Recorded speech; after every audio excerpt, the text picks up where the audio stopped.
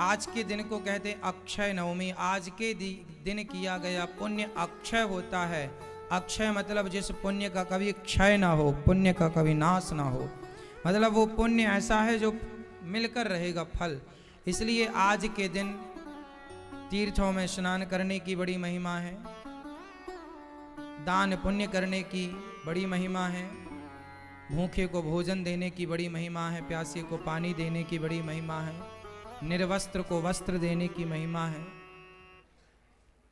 अक्षय नवमी है, भूमि दान करने की बड़ी महिमा है।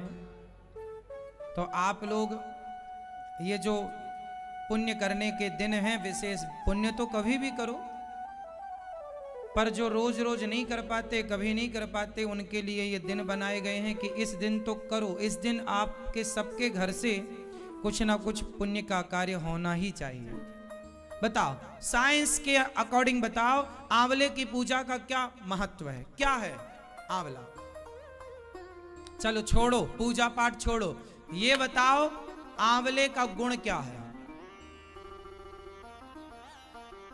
आंवला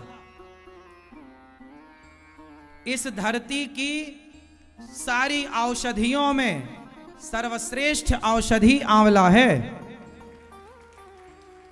इस धरती पर जितनी औषधि होती हैं, जितनी औषधियों का राजा कौन है? आंवला। इसलिए देखिए, दुनिया को आज पता चला कि आंवला प्रोटीन से भरा पड़ा है। आंवला में इतने सारे तत्व हैं, इतनी शक्ति है, आज पता चला। आजकल लोग आंवला की कैंडी खा रहे हैं, मुरब्बा खा रहे हैं, आंवले का अचार खा रहे हैं, आंवले के बने पदार्थ खा रहे हैं। लेकिन हमारे यहाँ जब साइंस वाइंस कुछ भी नहीं जानते थे लोग, तब सामान्य गांव की अनपढ़ अंगूठा छाप महिलाएं जाके आंवले की पूजा करती। और आज आंवला दान करने की भी बड़ी महिमा है। आंवला दान, आज के दिन आंवला दान करने की महिमा, इसलिए आज आंवला दान जरूर करना चाहिए। आज भगवान को आंवला चढ़ता है, आज आंवले की पूजा। आंवला, अब मैं पूजा पाठ की छोड़ दो बातें, आज केवल ये समझो साइंस कितना गहरा। हम हिंदू जो हैं, हम किसकी पूजा करते हैं? पेड़ पौधों की। और आंवले का पेड़ औषधि से, उसमें भगवान का वास है आंवले में, ये तो हमारी मान्यता है, आध्यात्मिकता है हमारी, भाव है हमारा। लेकिन सामान्य यदि आप आध्यात्म को नहीं जानना चाहते और केवल साइंस को जानते हैं, तो साइंस के अकॉर्डिंग भी मैं आपको समझा रहा हूं कि आंवला सबसे गुणकारी है। और आंवले का सीजन अब है। आंवले को खाने से नाना प्रकार की बीमारियां दूर हो जाती हैं। आपने सुना होगा च्यवनप्राश, सुना है? च्यवनप्राश में क्या होता है? अधिक मात्रा में किसी भी कंपनी का च्यवनप्राश उठाइए आप, बिना आंवले के च्यवनप्राश बन ही नहीं सकता। यदि आंवले में च्यवनप्राश नहीं है, सॉरी च्यवनप्राश में आंवला नहीं है, तो फिर वो च्यवनप्राश है ही नहीं। और च्यवनप्राश को ध्यान से देखना, उसमें लिखा रहता है कि ये 10 साल उम्र आपकी घटाता है। क्या मतलब है? मतलब आप 50 के हो गए हैं तो आप 40 के लगेंगे। यदि आप एक आंवला, लिख लो मेरी बात, यदि आप एक आंवला रोज खाते हैं सुबह, हम रोज आंवले का रस पीते हैं, पता है आपको?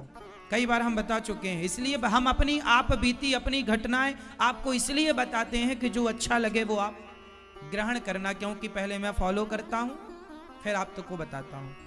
मैं रोज आंवले का जूस पीता हूं, आंवले का रस, और मैं आंवले का अचार ज़्यादा खाना पसंद करता हूँ। मैं कोई अचार नहीं खाता ज़्यादा, पर आंवले का अचार ज़रूर खाता हूँ। और आंवले का जब तक सीजन रहेगा तो हर 5 दिन में या हर 10 दिन में मैं बोलूँगा कि आंवले का अचार ताज़ा ताज़ा रखो। ऐसा रखो कि 10 दिन में ख़त्म हो जाए। 10 दिन बाद फिर जब आंवले का सीजन ख़त्म होने लगता है, तब फाइनल रखवा लेते हैं कि भाई 2-4 महीना 6 महीना चलेगा। पर जब तक आंवला का सीजन है, डट के आंवले का जूस पियो। आंवले का जूस पिलाओ इन बच्चों को, बुद्धि विकसित होगी, आंखों में तेजी आएगी, और सारा शरीर में जितना दोष है, शरीर में जितनी कमजोरियां हैं, जितनी चीजों की, आंवले में कितने गुण हैं आप कभी देख लेना। एक गुण से नहीं भरा आंवला, बहुत सारी चीजें हैं आंवले में, क्या क्या बताऊं, सब कुछ है आंवले में। इसलिए आंवले का रस पीना सीखो, आंवला खाना सीखो, आंवले का अचार ज्यादा खाओ। इससे क्या होगा, आप 10 साल पीछे रहेंगे, मतलब आप 50 साल के हो गए पर दिखेंगे 40 साल के। आपको कोई देखेगा तो क्या कहेगा कि आप अभी 40 साल के हैं। आंवला आपको 10 साल पीछे ले जाता है, इसलिए आंवले की पूजा होती है हमारे यहाँ। सदा आपको स्वस्थ रख, मतलब आपको स्वस्थ रखने में आंवला सहयोगी है। लेकिन आज आप लोग पिज्जा बर्गर चाउमीन तो खाएंगे, आंवला नहीं खाएंगे। पेप्सी कोका कोला तो पिएंगे, आंवले का जूस नहीं पिएंगे। क्यों नहीं पिएंगे? क्योंकि आप अपनी संस्कृति से अब परिचित नहीं हैं। आप नहीं बता पाए अपने बच्चों को कि आंवले नवमी में आंवले की पूजा क्यों की जाती है, आंवले का साइंस से क्या लेना देना है। हम भारत के लोग हैं, हम तुलसी की पूजा करते हैं। ये देखो, ये तुलसी, तुलसी में क्या गुण है। आज बड़ी बड़ी कंपनियां, दवाइयों की कंपनियां आज तुलसी का अर्क बनाकर बेच रही हैं।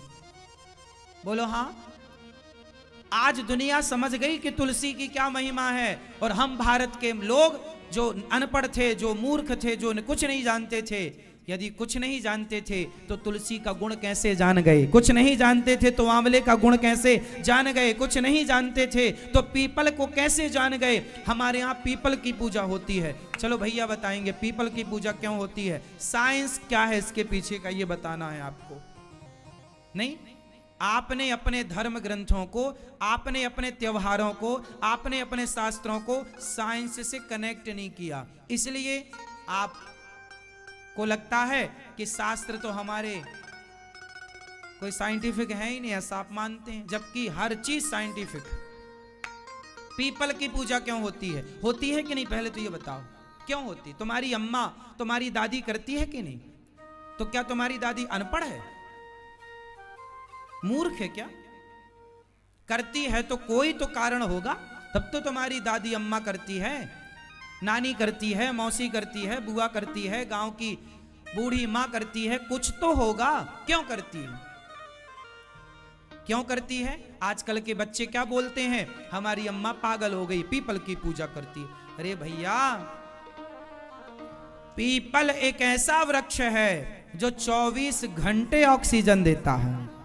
दुनिया को आज पता चला, हमारी दादी अम्मा को पहले ही से पता था, इसलिए ना पीपल में जल चढ़ाती है, इसलिए ना पीपल के पास जाती है।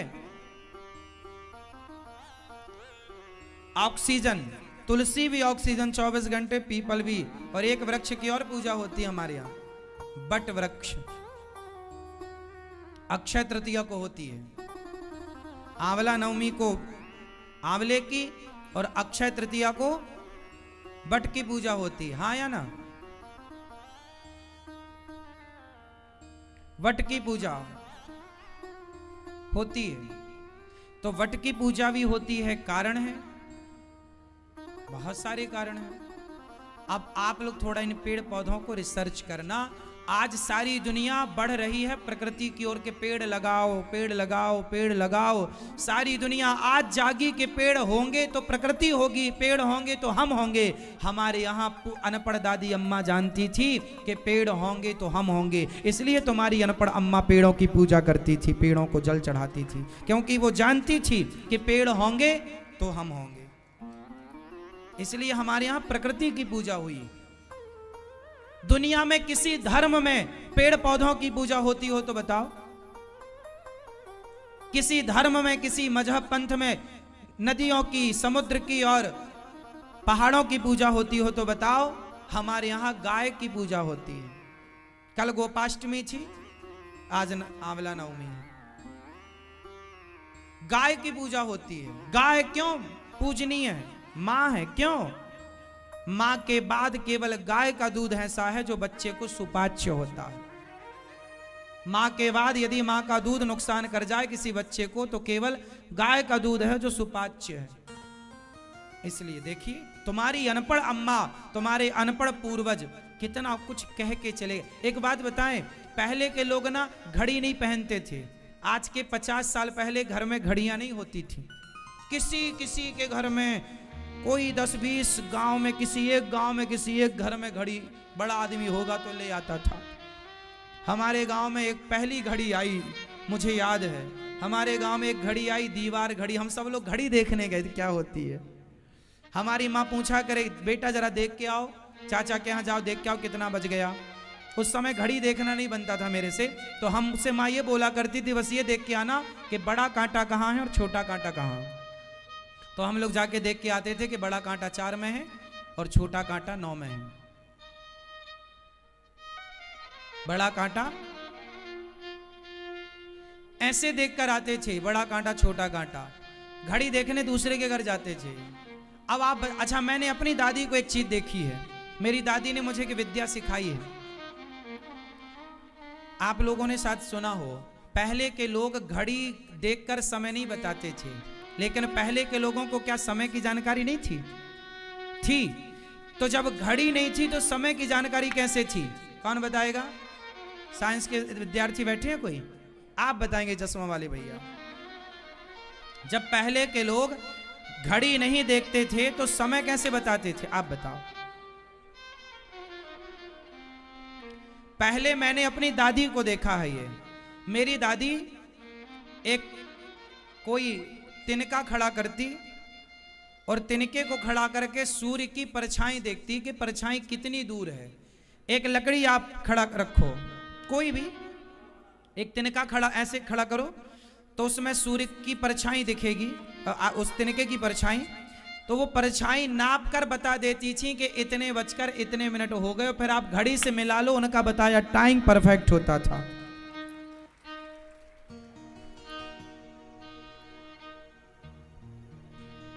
ये बात आप लोगों ने देखी, अपनी दादी नानी को सुना, ये इस बात को सुना कभी कि सूर्य के प्रकाश से? और रात को कैसे बताती थी अम्मा? चांद और तारों को देखकर। मतलब तुम्हारी जो दादी अम्मा थी अनपढ़, वो अंतरिक्ष का ज्ञान रखती थी उस जमाने में, बिना घड़ी के परफेक्ट टाइमिंग बताती थी। इतना बड़ा साइंस था हमारी सनातन संस्कृति में।